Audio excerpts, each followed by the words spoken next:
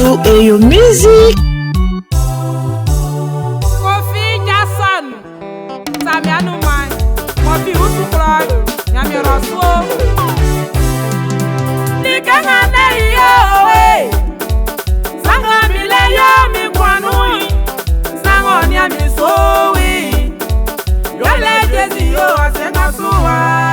Nikanga ne yo, Yele jezi yo asenga suwa. Abia nyami suwa. Isanu ya umwala krengwa o. Ani be na tini yanze kuma o. Ani be na ti oja krama o. Ami ejezi e. Waye newa o asenga suwa.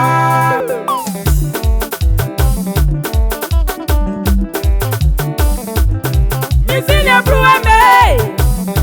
Oni mama kari e. Maeva eva eva isu. Nyamie ati eli kenyo. Nyablenga be mwembe imiase. Nyamie mami soyo.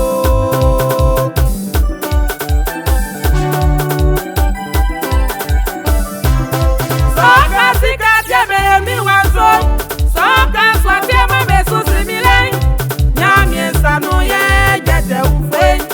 Oni sika kwe wao.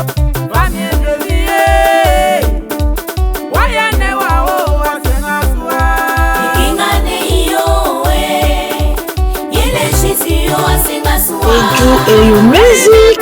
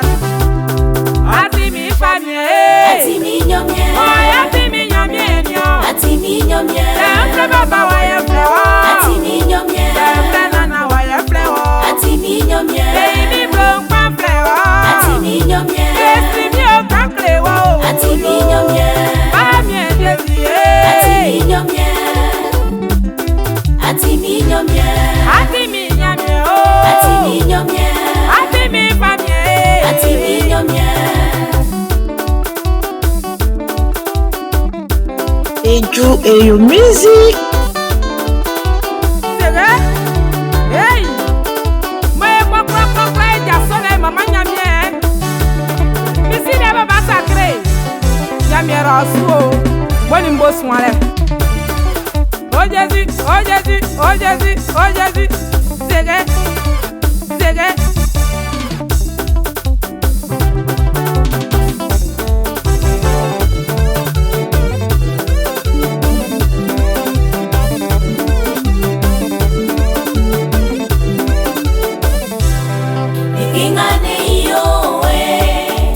Yele jezi yo asenga suwa.